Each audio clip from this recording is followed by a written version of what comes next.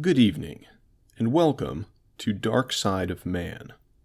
I hope you'll enjoy this evening's presentation of 5 short, scary stories from Reddit. So turn out the lights, get comfortable, and prepare yourself for tonight's tales.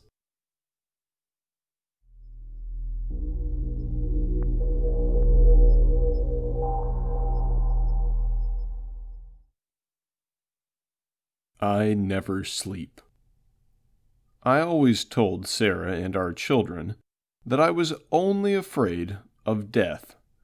Nothing else frightened me, not even heights or spiders. Only the inevitability of one day facing my own mortality. I don't fear it anymore. No, I welcome it. I beg for it in these everlasting, unending moments. There is no rest for me, as I can't sleep.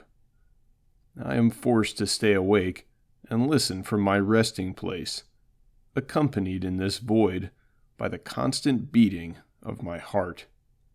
It is a curse, and I don't know what I did to deserve such a fate.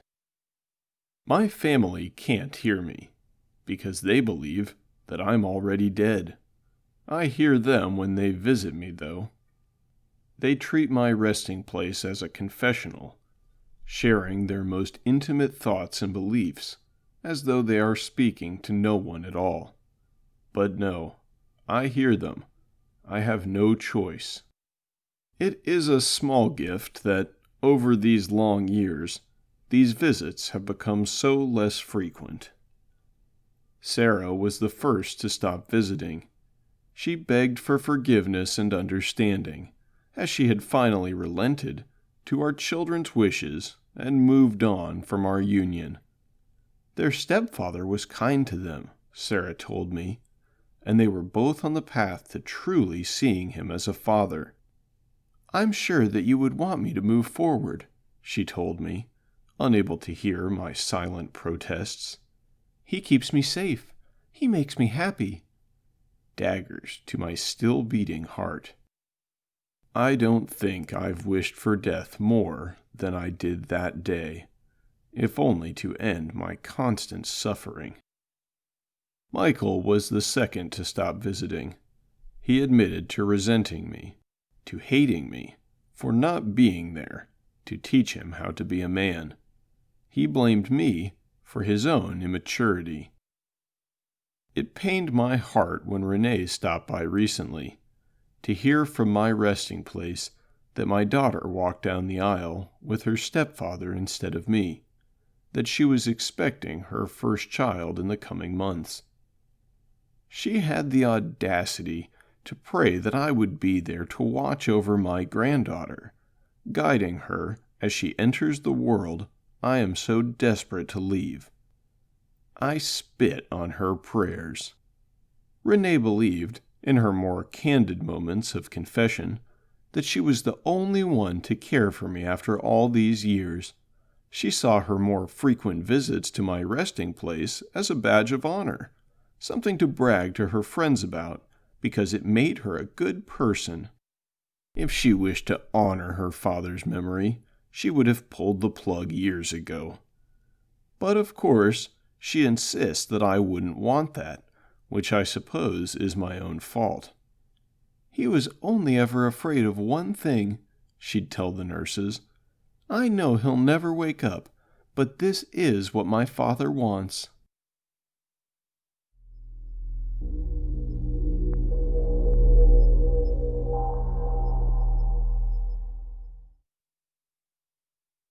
Losing time. I've been having blackouts for almost a year now, but no one seems to notice. The first time was at the 16th birthday party my family threw for my cousin, Adam. His dad got him a DVD of a horror movie he loved, and we decided to watch it, since only Adam had seen it before.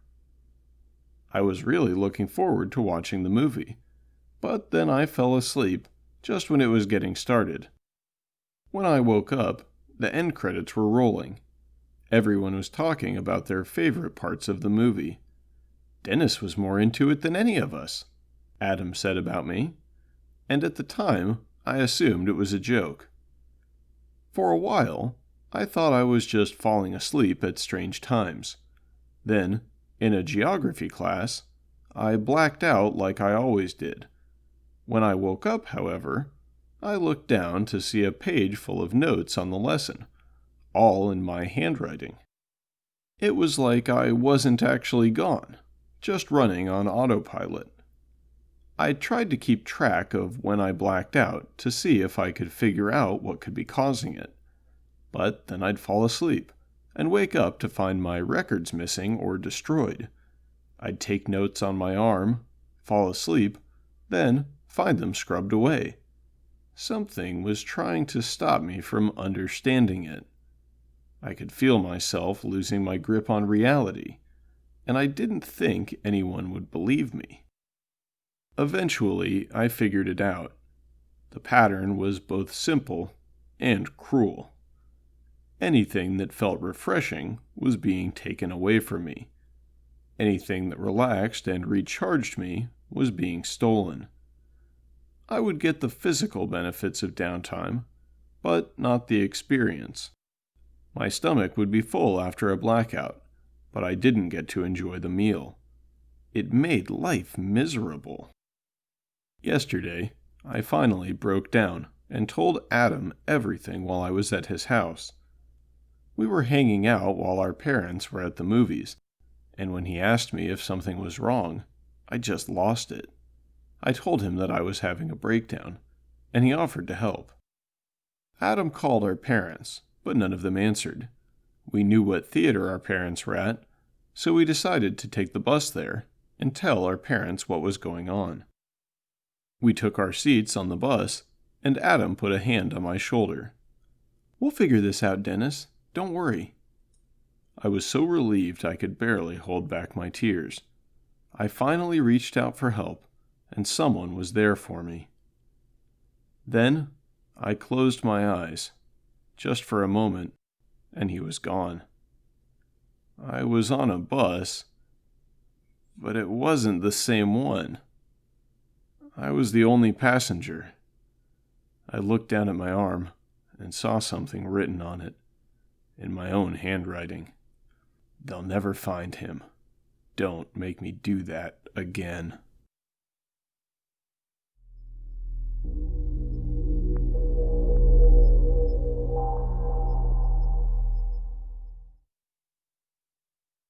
Don't answer the door at 2:13 a.m. This is a warning.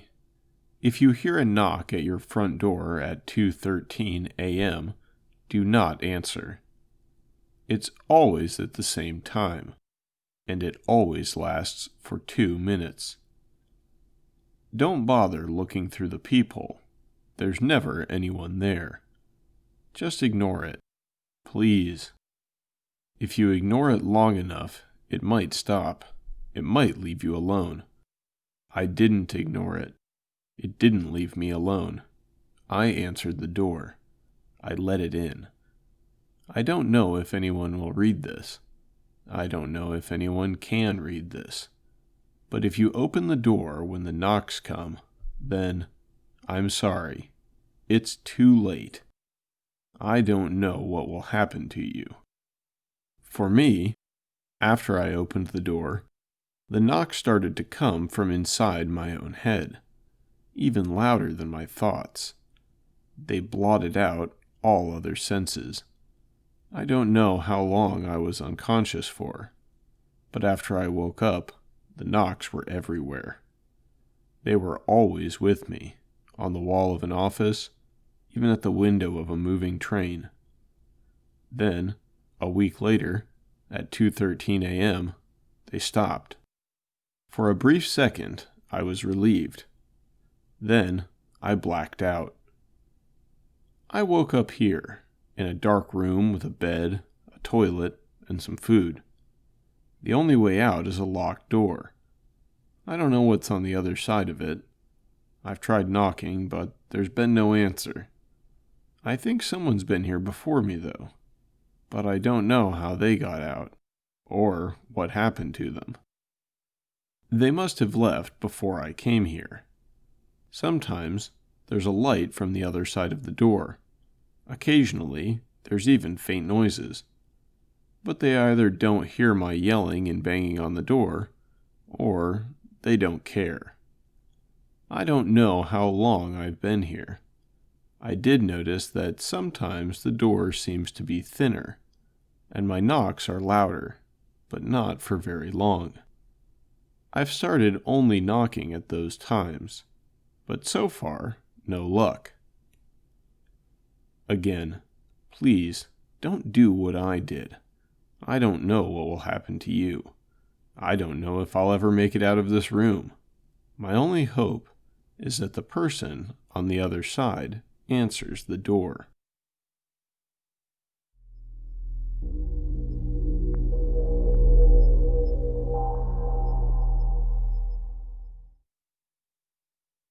Do not go outside.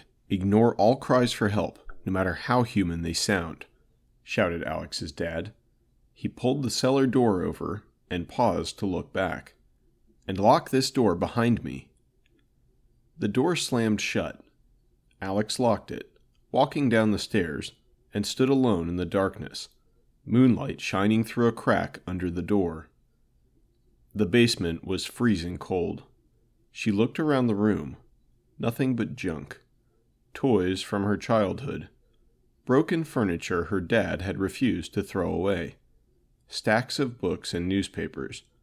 And her grandparents' old possessions. She rummaged around and found her grandfather's recliner chair. Well, somewhere to sit at least, she thought.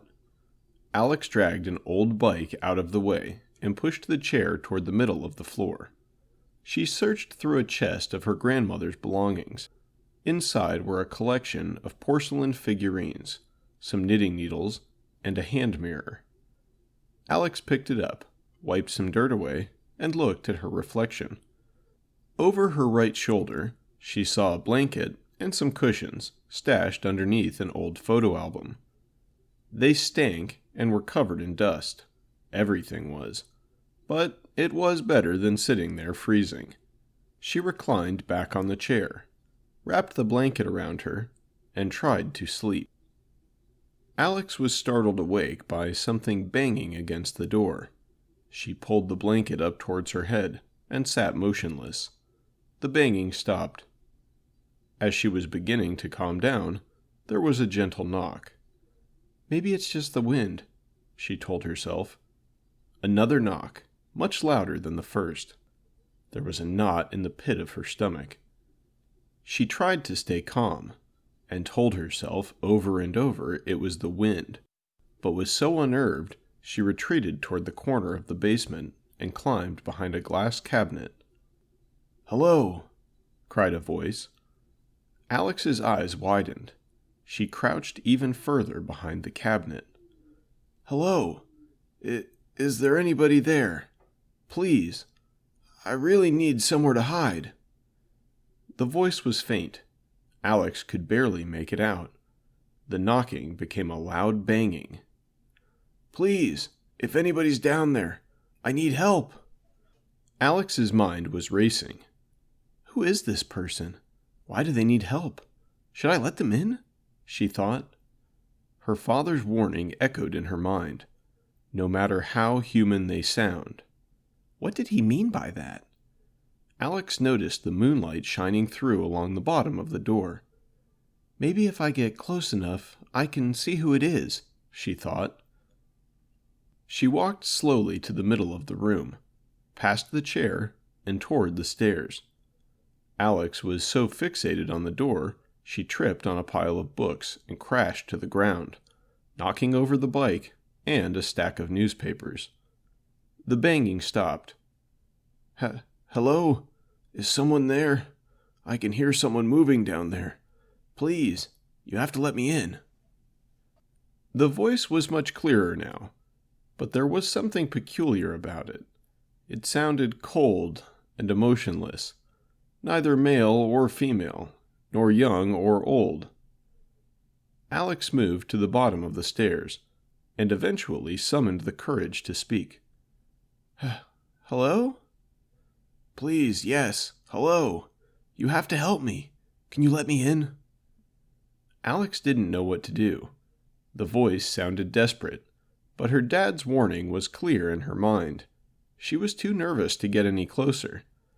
"Yes, I'm here, but I'm not going to open the door for you." "What? Why? There's something horrible running around out here, and if you don't let me in, it'll get me. I'm in great danger. Please, open the door, quickly," cried the voice. Alex felt a sense of dread overcome her. "What do you mean something horrible is out there? Who are you?" "Look, there's no time for that now. I'm in danger now. Why won't you let me in? Won't you help me?" The voice was getting angry. I won't." "What? Why?" "Because before, my dad warned me not to open the door to anyone." "That doesn't make any sense. Please, just let me in." The banging against the door started again. "What's out there? Why are you in danger?" "Open this damn door, now!" the voice growled. The banging stopped, and the gentle knocking started again. Alex was so scared she couldn't speak, and she didn't know what she would have said if she could. She didn't want to antagonize whoever it was outside any further. It sounded like they were furious. She looked at the crack beneath the door and had an idea. If I climb the stairs and crouch down, I'll be able to look underneath. She'd maybe be able to see the person outside and what they looked like. She climbed the stairs quietly and crouched down along the door when the knocking stopped. She froze for a moment in uncertainty before laying down and peering out. There was nothing. All she could see was the back garden. She let out a sigh of relief. Maybe they were gone. She turned to walk down the stairs when there was another loud bang against the door. Alex jumped in fright and had to grab the railing to keep herself from falling. "Please, I'm begging you, let me in." The banging continued. Catching her breath, Alex crouched down to look outside again. She still couldn't see anything. No feet, no legs, no anything. She saw nobody under the door, yet someone was furiously banging against it and begging her to let them in. Alex fought the urge to cry. "Please, I know you're in there. I'm in terrible danger. How can you just sit there and not let me in?" Alex faced the door and tried to regain her composure. She had an idea. As the voice continued to plead for help, she crept down the stairs and opened her grandmother's old chest. She grabbed the hand mirror and returned to the door. "Please, please, please," the voice begged as the banging continued. Alex lay flat on her stomach and nervously pushed the mirror toward the door. She tilted and slid it around, trying to see as much as possible. No matter how she tried it, Alex couldn't see anyone. The pace of her breath quickened, and she began to feel a tightness in her chest. "I am not opening this door. Before he left, my dad warned me not to open it for anyone. I don't know who you are, and I don't know why you're here. You shout about needing help and being in danger, but you won't explain why." "But I told you, there's..." "And besides, I can't see you underneath the damn door. You're hiding somewhere. I can see the back garden through that slit under the door with my mirror, but I can't see you. If you just want help, then why are you hiding?" She pulled the mirror back and stood up. The voice began to laugh. "You're smart to keep the door shut. Your dad was right to warn you."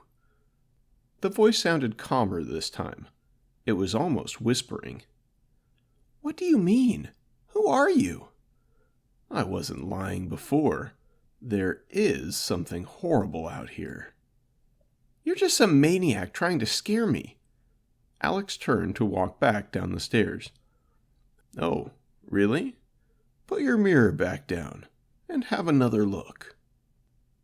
Reluctantly, with a hand on the rail, Alex crouched down and peered through the crack again.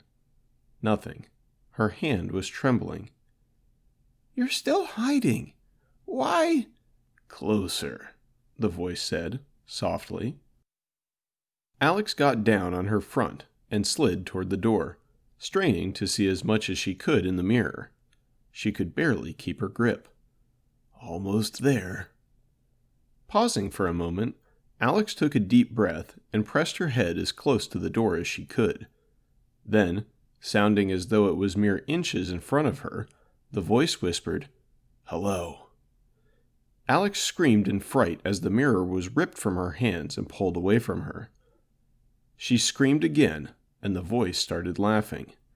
There was more banging, faster, and with more force than ever.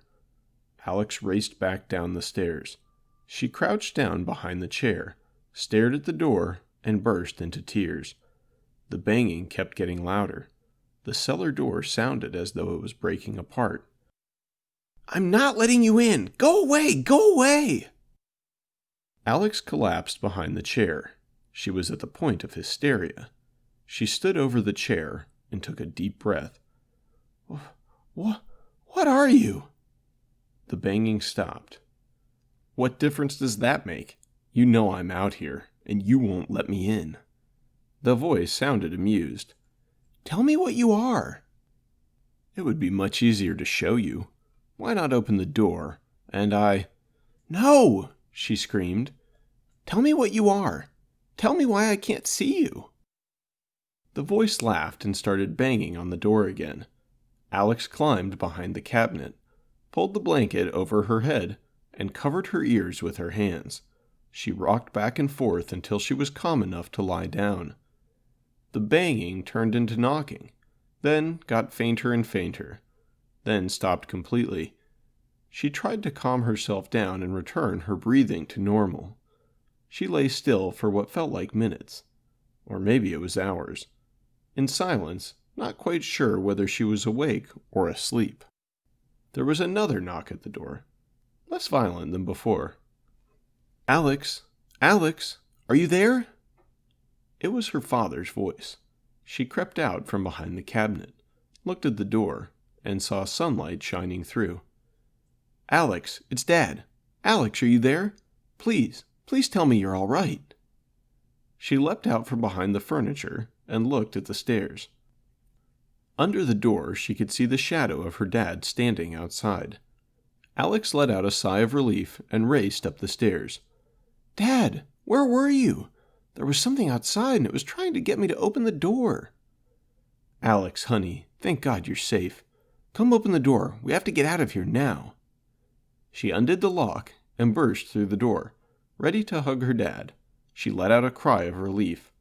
"Dad, Alex looked around in confusion. She couldn't see her dad anywhere. The garden was empty. "Dad? Dad!" She was overcome with terror. Alex ran back into the basement, slammed the door shut, and bolted the lock. She shot back down the stairs and stood quivering in the middle of the room. She frantically looked around, making sure she was alone. Some books collapsed from the pile in front of her, and she screamed. Just some books, she thought. She tried to catch her breath. Feeling a sense of unease, Alex climbed back beneath the cabinet and pulled the blanket over her head. There was a gleeful whisper, "So nice of you to let me in."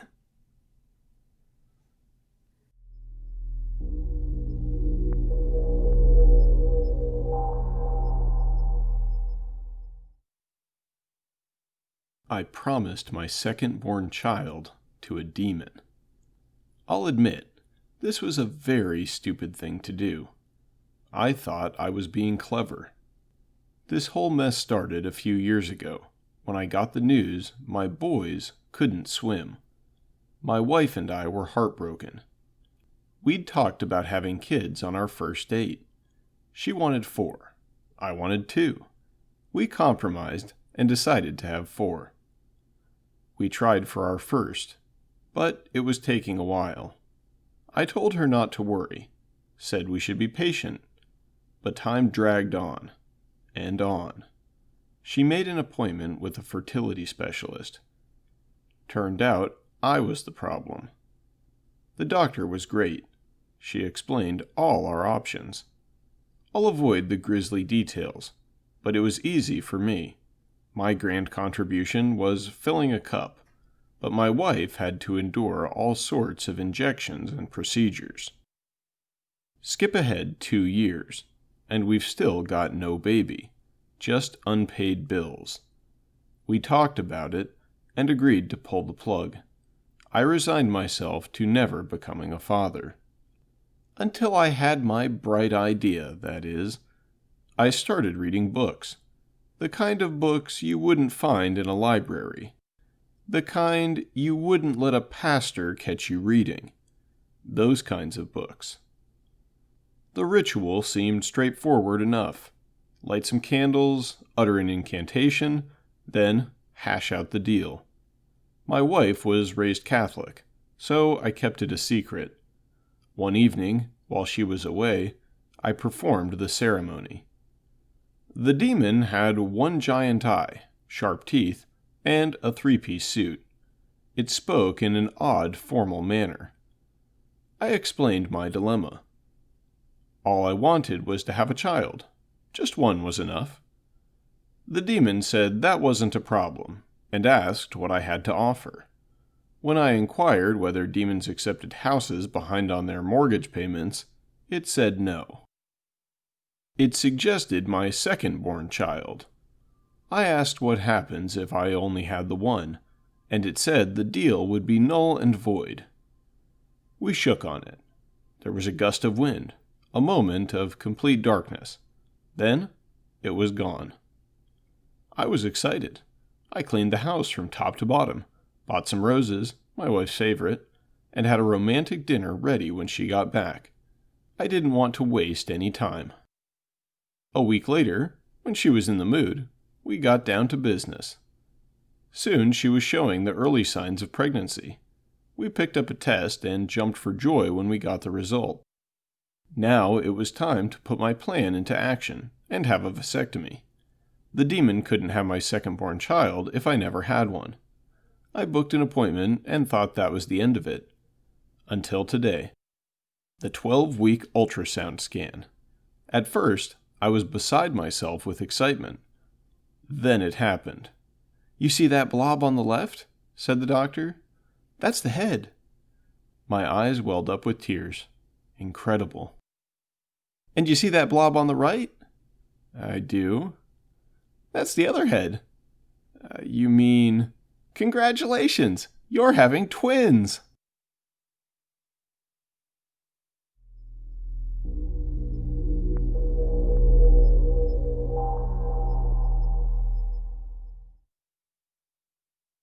This concludes tonight's presentation of Dark Side of Man. If you enjoyed these stories, please give the video a like and check out the authors, listed in the description.